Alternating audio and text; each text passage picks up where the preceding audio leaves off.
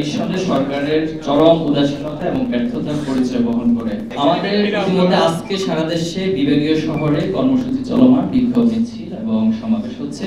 আগামীকাল আমরা ঢাকায় বিক্ষোভ মিছিল এবং সমাবেশ আছে। পাশাপাশি সারা দেশে সকল জায়গায় আমরা ছাত্র সমাজকে সাথে নিয়ে, ছাত্র জনতাকে সাথে নিয়ে অবস্থান কর্মসূচি ঘোষণা করছি। ছাত্র জনতা তো জনগণেরই অংশ, আমরা তো জনগণেরই অংশ। জনগণের যে প্রত্যাশা সেটা যদি আপনি জনগণের কাছাকাছি পৌঁছান তাহলে সেটা দেখতে পাবেন। এবং সোশ্যাল মিডিয়াতে এই আগুন সন্ত্রাস এবং যারা নৈরাজ্য সৃষ্টি করছে, অরাজকতা সৃষ্টি করছে, তাদের পক্ষে জনগণের সেন্টিমেন্ট ফুটে উঠেছে।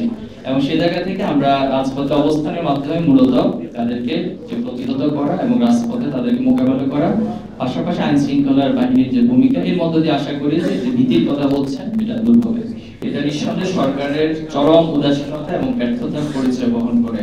সরকার আইন শৃঙ্খলা বাহিনী যেভাবে আরো সতর্ক, সচেতন এবং কঠোর হওয়া দরকার ছিল, এদের যথেষ্ট ঘাটতি রয়েছে। আমরা আহ্বান জানিয়েছি, আশা করি আইন শৃঙ্খলা বাহিনী কঠোর হবে।